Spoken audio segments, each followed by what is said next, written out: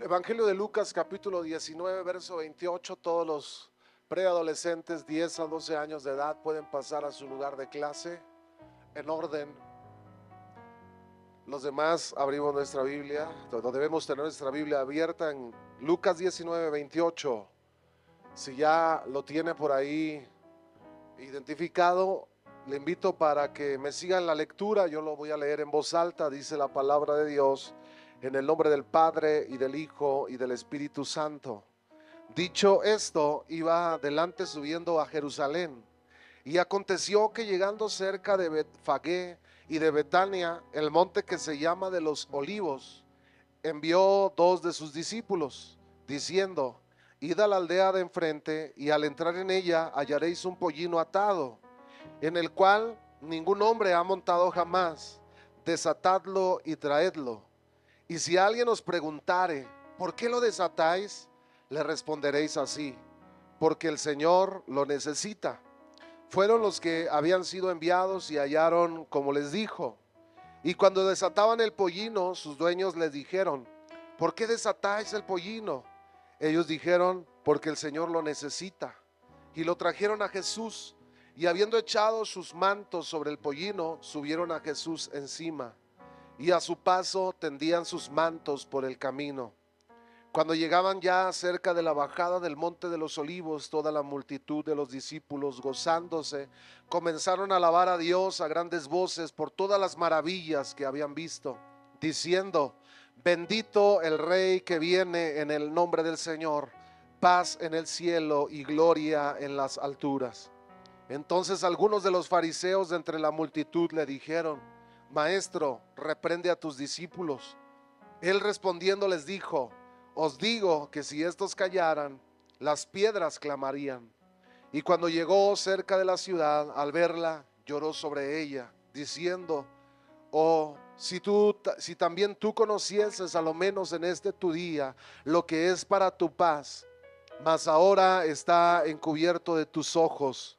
Porque vendrán días sobre ti cuando tus enemigos te rodearán con vallado y te sitiarán, y por todas partes te estrecharán, y te derribarán a tierra y a tus hijos dentro de ti, y no dejarán en ti piedra sobre piedra, por cuanto no conociste el tiempo de tu visitación. Cierra sus ojos. Señor, gracias por este tiempo, Dios. Queremos poner en tus manos esta palabra, Señor, pedirte que seas tú hablando a nuestros corazones. Señor, quita todo estorbo de la mente, del corazón, y permítenos poder escuchar, Señor, la voz, mi Dios, escuchar tu voz en esta tarde, Señor. Habla a tu pueblo, habla a tu iglesia, Dios. Señor, yo te ruego que seas tú obrando en cada uno de nosotros. Yo sé, Señor, que mi labor no es convencer a nadie, sino predicar la palabra, porque el convencimiento, el Espíritu Santo es el que lo hace en cada corazón. Gracias te doy, Señor, por este tiempo, en el nombre precioso de Cristo Jesús. Amén y amén. Tome su lugar, hermanos, por favor. Hoy quiero predicarle acerca de este acontecimiento inigualable, hermoso, que sucedió cuando Jesús estaba ya por terminar su misión, su labor de ir previamente al Calvario. Le estoy hablando de la entrada triunfal a Jerusalén, porque así fue esta entrada, una entrada triunfal, en la cual todos alababan el nombre de Jesús, alababan a aquel que se había hecho muy reconocido y famoso en todas las regiones de los alrededores, por la manera en que predicaba la palabra, por la manera en la cual Dios usaba su vida, en la cual ellos veían cómo se movía, cómo la autoridad de Jesús era algo incomparable a lo cual ellos estaban acostumbrados con los otros religiosos, a los sacerdotes religiosos. Jesús hablaba y algo sucedía, los ambientes cambiaban. Lo habían visto en otras ocasiones, orar por los endemoniados y ver cómo los demonios se sujetaban y salían huyendo delante de su presencia. E incluso algunos de ellos un poco confundidos se preguntaban por qué los demonios le llamaban el Hijo de Dios, por qué los demonios se expresaban hacia él como el Hijo de Dios. Y algunos no entendían, pero sin duda alguna estaban persuadidos por el ministerio de nuestro Señor Jesucristo. Porque Jesús, amado hermano, Él vino con poder y con autoridad. Él declaraba en la escritura diciendo: el Señor me ha ungido. Cuando se paró frente a la sinagoga, frente a todos aquellos que lo escuchaban diciendo: el Señor me ha ungido para irle a predicar las buenas nuevas a los abatidos, para ir a llevar buenas nuevas a los que la necesitan, libertad a los que viven en prisión, encadenados a las prisiones de las tinieblas. El Señor Jesucristo había cumplido cabalmente, hermanos, sus 3 años de ministerio de una forma maravillosa, sorprendente, poderosa. Había alimentado a miles, milagros sorprendentes había realizado Jesús cuando Él estuvo trabajando estos 3 años a lo largo de su ministerio. Jesús siempre supo identificar, hermanos, los tiempos de Dios sobre su vida. Cuando su madre en aquellas bodas de Caná le habló y le dijo que se requería el vino, él le dijo: mujer, aún no es mi tiempo. Jesús sabía que su tiempo de predicar, su tiempo de ministerio aún no había llegado. Y la palabra de Dios también nos dice que cuando él fue hacia Juan, hermanos, y Juan le dijo: yo no soy digno de ni siquiera de desatar la correa de tu calzado, el Señor Jesucristo le dijo: es necesario. Él sabía que su ministerio, su tiempo había llegado para predicar a lo largo de estos 3 años y llevar las buenas nuevas, llevar la predicación del evangelio de esperanza, del evangelio de restauración, la verdad y el poder de Dios obrando a través de la palabra que Jesús hablaría a todos aquellos que lo iban a escuchar. Jesús, cuando llegó el momento, le dijo a sus discípulos: él sabía que había comenzado, que llegó el tiempo del término, de la culminación de su ministerio y del llamado para el cual él había sido escogido, había venido a esta tierra para morir, para sufrir, para ir en esa misión que él tenía preparada, hermanos, para usted y para mí. Él iba a morir en una cruz para que usted y yo pudiésemos tener esperanza y vida eterna. A eso venía él, y él sabía que había llegado el tiempo. Ya era el momento. Él tenía que ir a Jerusalén y enfrentar, hermanos, el Calvario, enfrentar el camino, aún a pesar de que Cristo sabía que le esperaba el dolor, el sufrimiento, la aflicción, la traición, que le esperaban momentos, hermano, de increíble dolor, de increíble aflicción. Él dijo: es el tiempo. Vayan, preparen, vayan por un asno, un pollino. Eso era un pollino, un hijo de asna. Y dijo: vayan y tráiganlo, porque iremos a Jerusalén.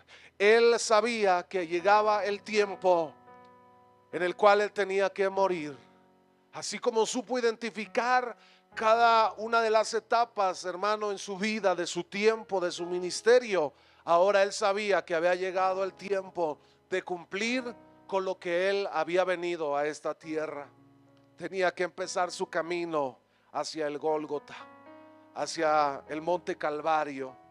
Hermanos, y en esta historia yo me quedo realmente sorprendido de lo que Jesús hizo en medio de todas estas multitudes y estas generaciones a las cuales él impactó, él ministró y él habló. Hermanos, porque la Biblia nos dice que fueron muchas personas, eran multitudes. Cuando hablamos de multitudes, hermano, cuando usted lee la Biblia, en una ocasión dice de las multitudes que lo llegaron a seguir. En una ocasión alimentó a 4,000 personas, en otra ocasión a más de 5,000. Es decir, la gente que rodeaba a Jesús eran miles, eran muchas las personas que estaban en este acontecimiento tan impresionante. Y Jesús dijo: ha llegado el momento. Envió a sus discípulos a que trajeran aquel animal que serviría de como si fuera un corcel, un caballo que lo llevaría y lo conduciría hacia Jerusalén para entrar en esa entrada, valga la redundancia, triunfal hacia ese lugar donde sería el último destino de su ministerio, Jerusalén.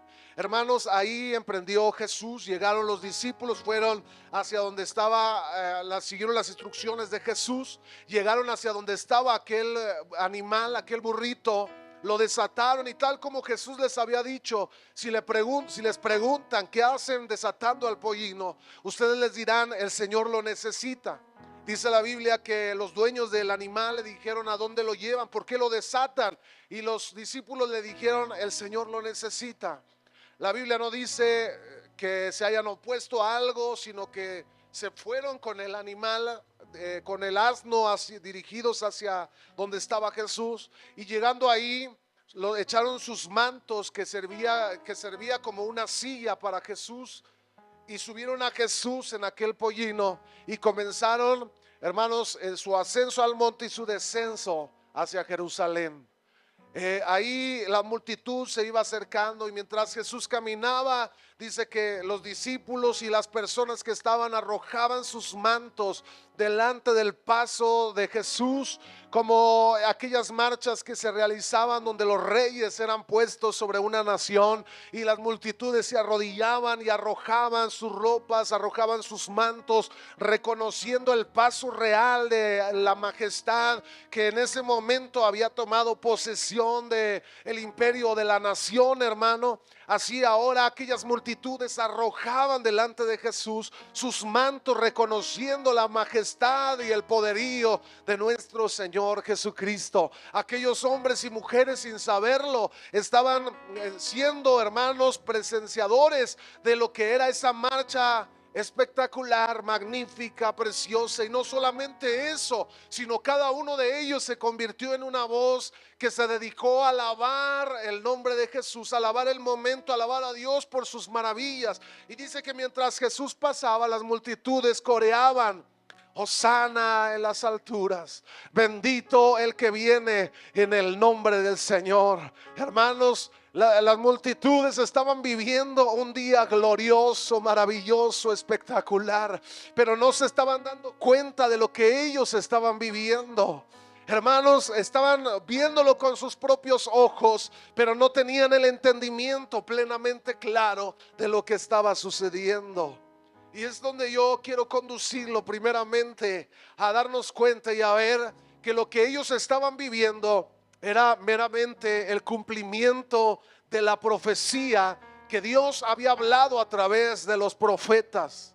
Hermano, Zacarías capítulo 9, verso 9, el profeta Zacarías profetizó de parte de Dios, hablándole a la nación: alégrate mucho, hija de Sión, da voces de júbilo, hija de Jerusalén. He aquí, tu rey vendrá a ti, justo y salvador, humilde y cabalgando sobre un asno, sobre un pollino, hijo de asna.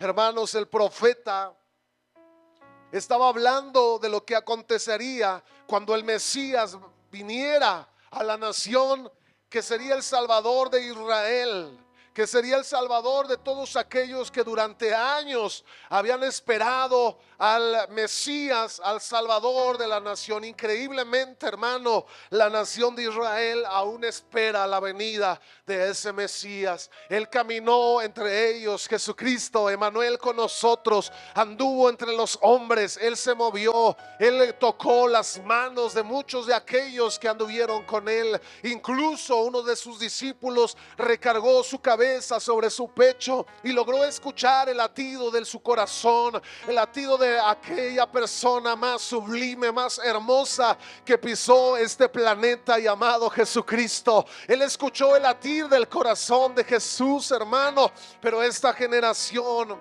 no logró verlo. Se había cumplido la promesa de Zacarías. Jesús era el Mesías prometido por el Señor a través de las profecías. Dios cumplió su palabra y es algo de lo que yo quiero hablarle en esta tarde, hermano, porque muchas veces usted y yo dudamos frente a las promesas de Dios porque parecen no llegar, parecen no cumplirse, parecen, hermano, que lo que Dios ha prometido no se cumplirá. Incluso yo recuerdo cuando era niño, que se predicaba, se hablaba, se ponían cartelones a lo ancho de la ciudad donde se decía: Jesucristo viene pronto, arrepiéntete. Y recuerdo que se predicaba sobre de esto. Hoy mucha gente hace burla de aquello que muchas veces yo llegué a escuchar y del cual yo soy mismo proclamador, hermano, porque yo creo que Cristo volverá y Él regresará por su iglesia, y seguimos predicando: arrepiéntete mientras llega el tiempo y mientras el tiempo de esperanza está aún entre nosotros, hermano. La gracia bendita de Dios, hermano. Hay veces creemos que las promesas de Dios no llegarán, o que no llegan a nuestro matrimonio, a nuestra vida, a nuestra familia. Pero yo quiero decirte algo: cuando Dios promete algo, Él lo cumple. ¿Cuántos dicen amén a eso?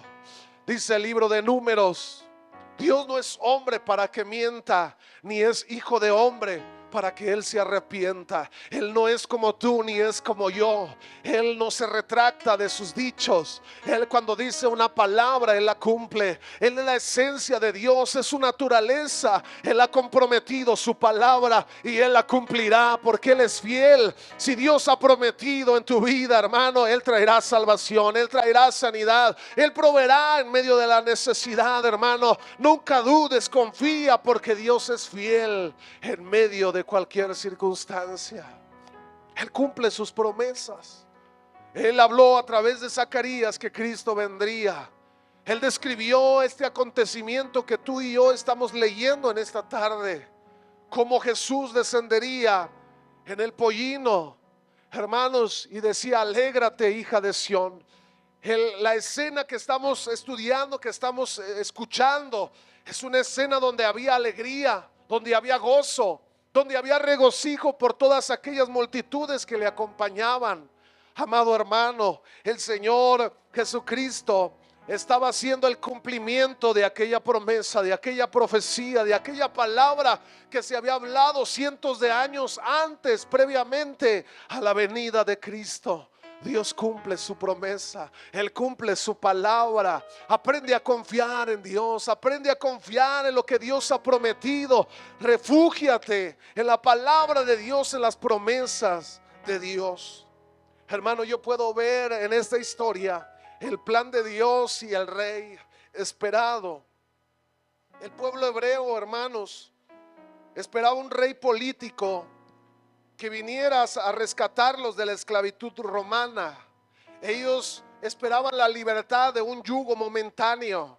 Ellos decían: vendrá el Salvador y nos va a libertar del emperador romano, y nos dará nuestra libertad, y nos dará nuestra tierra que fluye leche y miel, y habitaremos en ella. Ellos tenían un pensamiento momentáneo, porque así es la mente del hombre. El hombre no puede ver más allá de la distancia a la que su corta vista puede ver, pero Dios tiene una visión mucho más amplia de la que tú y yo tenemos. Tú y yo muchas veces nos enfocamos en las cosas materiales, nos enfocamos en lo pasajero y en lo momentáneo, y perdemos de vista las cosas que realmente tienen valor e importancia. Y me estoy refiriendo a lo eterno, hermanos. El pueblo de Israel estaba enfocado en lo material.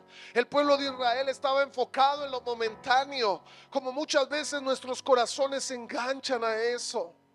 Hay veces lloramos por la sanidad de nuestro cuerpo, pero perdemos de vista lo realmente importante, que es la sanidad de nuestra alma. Que Dios sane nuestra alma y nos haga libres del pecado, esa enfermedad que es como un cáncer que nos conduce a la muerte eterna. Hermanos, lloramos a Dios por la sanidad, y cuando vemos que Dios no lo hace, nos sentimos defraudados, porque esperábamos a Dios, que el Dios Salvador llegara y nos sanara y obrara un milagro en nosotros. Pero el milagro más grande Cristo ya lo hizo en la cruz del Calvario. Él nos dio vida eterna, te la dio a ti y me la dio a mí, hermano, porque la visión de Dios va más allá de lo que tu visión y mi visión pueden alcanzar a ver. Dios quiere sanar nuestras almas del pecado. Hermano, aquella multitud clamaba, hermanos, y todo este clamor, hermanos, o esta alabanza que ellos expresaban, refleja una respuesta natural a la bondad de Dios. Ellos estaban contentos por las bondades de Dios, por las maravillas de Dios, dice la palabra. Pero yo preguntaría, ¿cómo respondes tú, hermanos, cuando experimentas las maravillas de Dios en tu vida?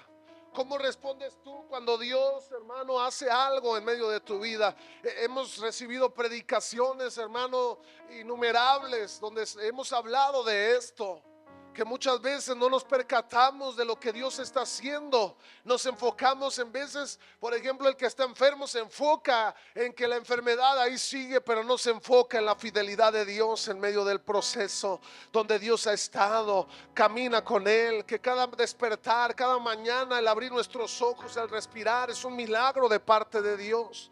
Hay veces nos enfocamos, hermano, en que no tenemos los recursos, el dinero, un buen trabajo, no tenemos una buena casa, un buen carro, y nos vivimos toda la vida enfocado en lo pasajero y en lo momentáneo, y nos olvidamos de agradecer lo importante en medio de nuestra vida. ¿Qué sería de tu vida si esta mañana no hubieras abierto ya los ojos? Si hubieras dejado de respirar, si ya no hubiera bombeado tu corazón la sangre que necesita tu cuerpo, ¿dónde estarías en este momento? ¿Dónde estaría tu alma en este instante? Perdemos de vista lo que es realmente importante para ti y para mí, porque estamos enfocados en lo pasajero y en lo momentáneo. Pero ¿cómo respondes tú, amado hermano, cuando experimentas esas maravillas preciosas de Dios sobre tu vida? La verdadera adoración, hermano, no solo se expresa en palabras, sino también en actos que reflejan la gratitud por lo que Él ha hecho por nosotros. Hermano, esta multitud estaba agradecida con Dios. Esta multitud estaba agradecida por todas las bondades de Dios. Y en ese momento había júbilo y regocijo en su corazón. Expresaban: bendito el que viene en el nombre del Señor. Hermanos, había un júbilo hermoso. Hace un momento cantábamos: tú eres santo. Declarábamos a una voz, hermano, con fuerza, y se oye precioso. Imaginaba yo la escena, hermanos, de ahí en el Monte de los Olivos, donde las multitudes coreaban: bendito el que viene en el nombre del Señor. Había una multitud que estaba reconociendo, sin saberlo en ese momento, hermanos, tal vez ignorando lo que sucedía, pero estaban reconociendo las maravillas de Dios hechas en Cristo Jesús.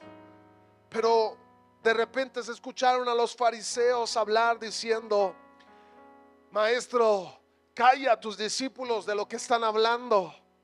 Porque ellos, los fariseos, no reconocían que Jesús era Dios, que era el Hijo de Dios. Ellos negaban que Jesús fuera el Hijo de Dios. Hermanos, y entonces los discípulos, al ver que las multitudes coreaban y alababan a Jesús, ellos le dijeron a Jesús: ¿por qué no los callas? Manda que se callen. Porque ellos no podían aceptar eso. Hay veces, hermano, tú y yo nos encontramos con obstáculos en nuestra vida cristiana, personas o circunstancias que intentarán silenciar nuestras vidas, que intentarán silenciar nuestras voces para adorar a Dios, que intentarán callarnos, hermano, o apagar nuestra fe en medio de circunstancias momentáneas, procesos momentáneos. Hermano, voces que van a intentar, hermano, decirte: cállate, ¿por qué lo adoras si tú estás pasando por momentos de adversidad? ¿Por qué sigues adorando a Dios si sigues en medio de la enfermedad? ¿Que no ves cómo está tu matrimonio? ¿Cómo están tus circunstancias? Va a haber voces que intentarán apagar, hermanos, el clamor de tu corazón para adorar a Dios, amado hermano. Pero en esos momentos debes de aprender tú quién es el único merecedor y digno de alabanza. Él es Jesucristo, el Rey de Reyes. Alzaos vosotras puertas eternas, y entrará el Rey de la Gloria. Jesucristo es el Rey de la Gloria. Hermano, Jesús nos recuerda que aunque otros intenten callarnos, la alabanza a Dios debe de ser inevitable en ti y en mí. Satanás intenta callar nuestra voz. Pastor, es que estoy orando y parece que hay más problemas. Vengo a la iglesia y parece que se multiplican las situaciones adversas. Pastor, empecé a congregarme, empecé a hacer bien las cosas y ahora nada me sale bien, nada me resulta. Hermanos, porque el enemigo intentará apagar las voces de alabanza en tu corazón, de agradecimiento, esa voz de clamor a Dios, de bendecir a Dios. Él va a tratar de apagar el agradecimiento en tu corazón, pero tú debes de saber que el único digno y merecedor es Cristo el Señor. Es inevitable que tú y yo alabemos a Dios, hermano. Debemos alabar a Dios en todo tiempo. Y yo preguntaría, ¿estamos dispuestos a ser valientes y proclamar la grandeza de Dios, incluso cuando tú y yo enfrentemos oposición? Cuando enfrentemos aquellas voces que intenten apagar nuestra adoración, hermano. La vida cristiana es una vida hermosa. Se sufre, sí, se sufre. Se batalla, sí, se batalla, pero es una vida hermosa, porque en ella sabemos que podemos contar con Él siempre, en todo momento. Por eso tú y yo lloramos diferente. No lloramos como si no tuviésemos esperanza. Lloramos como los que tenemos esperanza, porque sabemos que si en el dolor tenemos a alguien a quien ir, clamarle, llorar, arrodillarnos, rendirnos a Él, y Él, hermano, traerá la paz en medio de los procesos y de las adversidades. Este Jesús, amado hermano, estaba entrando a Jerusalén. El hombre siempre piensa conforme a las circunstancias y a las cosas materiales, pero los planes de Dios, hermanos, siempre van más allá. Fíjese, Israel, hermanos, esperaba a un hombre con autoridad política que se codeara posiblemente entre los grandes políticos de la nación, y que un día llegaría y se pararía frente al emperador y con espada y con ejército dominaría al imperio romano y le entregaría la tierra a Israel para que ellos, hermanos, tomaran posesión de ella. Nunca se imaginaron que el plan de Dios iba más allá de su mente corta y de su visión tan pequeña que ellos tenían, porque Dios no solamente estaba pensando, hermano, en darles la tierra prometida. Él estaba pensando en hacerlos libres del pecado y extender, hermano, como le hizo la promesa a Abraham: en ti serán benditas las naciones de la tierra. Hermanos, porque a través de lo que Cristo hiciera, no solamente la nación hebrea tendría acceso al milagro más grandioso de la humanidad, que es la salvación, sino también tú y yo, aquellos que vivíamos lejanos de Dios. Alguien alabe el nombre del Señor en esta tarde. Hoy podemos, hermano, acercarnos a Dios. Los planes de Dios son mejores que tus planes y mis planes. A lo mejor hoy tú dices: yo esperaba que Dios me diera un gran trabajo, que mi matrimonio siempre fuera estable y hubiera bendición.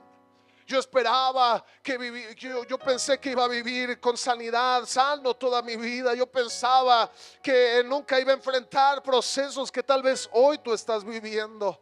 Yo quiero decirte: confía, porque el plan de Dios siempre será mejor que el tuyo y el mío. Los planes de Dios, hermano, aunque al momento no parezcan los ideales o los mejores, siempre serán mejores que los que tú y yo podamos presentar delante de Dios. Alguien alabe el nombre del Señor. El reino de Dios, hermanos, es radicalmente diferente al reino de este mundo. Nos desafía a abandonar nuestras expectativas de poder y de riqueza material para abrazar un reino de servicio, sacrificio y de amor. Entonces deberíamos de preguntar: ¿estamos dispuestos a seguir a Jesús en ese camino de humildad y sacrificio? Su reino no es el que tú y yo tal vez esperábamos, el que los hebreos tal vez esperaban, pero es el que realmente tú y yo necesitamos. Hermanos, la salvación, la vida eterna. Tal vez tú estabas esperando, como hoy muchos falsos pastores, falsos predicadores pregonan diciendo, es que Dios te va a hacer rico, y si no eres rico, entonces tú estás en pecado o no buscas a Dios verdaderamente. Yo quiero decirte que esto es una falacia de Satanás, porque Satanás intentó engañar a Cristo cuando estaba en el desierto y le dijo, si tú postrado me adoras, yo te daré las riquezas de este mundo. Si tú me rindes adoración a mí, eso es lo que quiere Satanás, desviar la adoración, apagar las voces de adoración a Cristo. Pero yo quiero decirle, hay un pueblo en la colonia Emiliano Zapata que sabe quién es el Rey de Reyes, que sabe quién es el que vive para siempre y eleva sus voces. Alguien alabe el nombre del Señor en esta tarde. Bendito el que viene en el nombre del Señor. Él es el que sana, Él es el que liberta a los cautivos. El pueblo de Israel, hermanos, no supo identificar su visitación, y esto es algo que Dios, hermano, tocaba en mi corazón. Amado hermano, que no nos pase a Manantial de Vida, que no le pase a tu familia, que no te pase a ti, que no sepas identificar el tiempo de la visitación de Dios, que no sepas cuando el Espíritu Santo entra a tu habitación y te dice, aquí estoy, quiero hablar contigo, quiero aconsejarte, que su voz cuando resuena en tu pensamiento, en tu interior, en tu alma, no sepas identificar cuando el Espíritu Santo te decía, ese no es el camino, por ahí no es, tus actitudes no son las correctas, el lugar a donde te dirijas no es el que yo he planeado para ti. Hermanos, que no nos pase, que no sepamos identificar el tiempo de nuestra visitación. Dios nos libre de ignorar la preciosa voz del Espíritu Santo hablando a nuestros corazones, moviéndonos, instando nuestro corazón para buscar su rostro.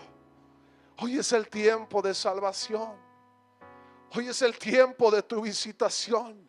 Hoy es el tiempo en que Dios quiere hacer algo en medio de tu casa, de tu familia. Él quiere hacer esa entrada poderosa, triunfal. Él quiere transformar, hermano, todos los planes que tú tienes, porque los planes de Dios siempre son mejores para ti y para mí.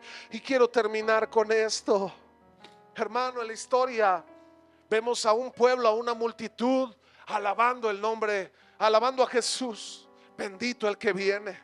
Arrojaban sus mantos, lo reconocían con sus actos, hermano. Pero una semana después estaban frente a Pilatos, cuando les decía, les puedo entregar a Jesús, y aquella multitud clamaba diciendo, a Barrabás queremos. ¿Y qué quieren que haga con Jesús? Y clamaban todos coreando, crucifícalo, clávalo en la cruz. Hermano, esa misma multitud que alababa a Jesús y lo reconocía en ese trayecto hacia Jerusalén, ahora eran los que clamaban, clávalo en esa cruz. Entréganos al asesino, al pecador, al perverso, y a este justo, crucifícalo. Hermano, esa multitud era ignorante, no sabía lo que ellos estaban haciendo por su ignorancia, por su falta de conocimiento.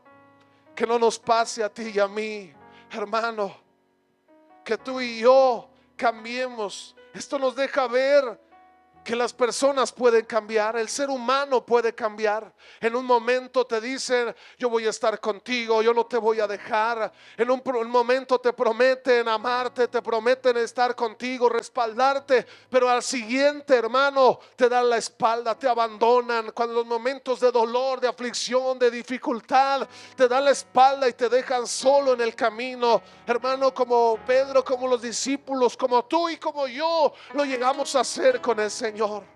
Porque el ser humano cambia de parecer. El ser humano se mueve. Si me conviene la amistad estoy, si no me conviene me voy. El ser humano piensa, si el matrimonio me va bien estoy. Así piensan hoy los jóvenes. Me caso y si funciona, entonces me quedo ahí con él o con ella. pero si no funciona, pues me divorcio y me voy. Hay matrimonios, hermanos, que hoy se casan y a los 3 meses, 6 meses están ya pidiendo la solicitud del divorcio, porque se rinden fácilmente. Hermano, no sabemos entender los planes de Dios, porque Dios dijo del matrimonio que hasta que la muerte nos separe. El matrimonio es una lucha. El matrimonio es esperar pacientemente. El amor lo sufre, lo enfrenta, hermano. Todo lo enfrentamos en medio del matrimonio, pero no entendemos los planes de Dios. Muchos reconocieron a Jesús cuando entró Él en Jerusalén como el rey prometido, pero al tiempo ellos mismos gritaron que lo crucificaran. Dios nunca cambia, hermano.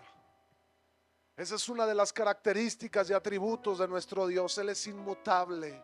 Él no cambia. Jesucristo es el mismo ayer, hoy y por los siglos. Él sigue siendo fiel. Él sigue siendo fiel a tu vida, a mi vida. Y hay un canto que a mí me encanta, que me gusta escuchar mucho, donde habla sobre el amor de Dios. Dios me ama y expresa diciendo: cuando soy fuerte, Dios me ama, pero cuando soy débil también Dios me ama. Nos olvidamos que Dios nunca cambia, que Él es poderoso, que Él es fiel en medio de tu debilidad, en medio de tu fortaleza, en medio de tu angustia. Él sigue siendo fiel, Él no te va a fallar, Él va a estar a tu lado. Él expresa la palabra en Jeremías: yo te tomo de tu mano derecha, no temas, no desmayes, porque yo soy tu Dios. Él camina contigo, iglesia. Él camina con los santos, con los que aman su nombre, con los que le buscan de verdad. Amado hermano, Dios camina con ellos. Pero el problema es que muchas veces tú y yo llegamos a pensar: ¿será que Dios cumplirá sus promesas, su palabra? Yo quiero decirte: Dios siempre cumple sus promesas. Dios siempre cumple lo que Él ha prometido. Amado hermano, Él nunca cambia. Todos en este lugar y todos ustedes que me ven a mí, incluso yo como pastor, porque yo no soy nadie extraordinario, hermano. Yo soy un ser humano como tú, como cualquiera de nosotros.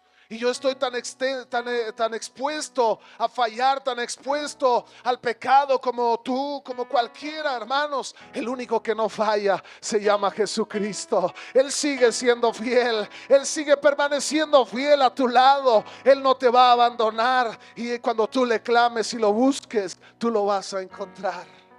Y es aquí, hermano, donde yo quiero hacerle un llamado. Póngase sobre sus pies. Mira, muchas veces venimos a este altar para pedirle a Dios, para clamarle por necesidades, por circunstancias. Pero ¿por qué en esta tarde no venimos al altar a rendir nuestros mantos delante de Él, para adorarle?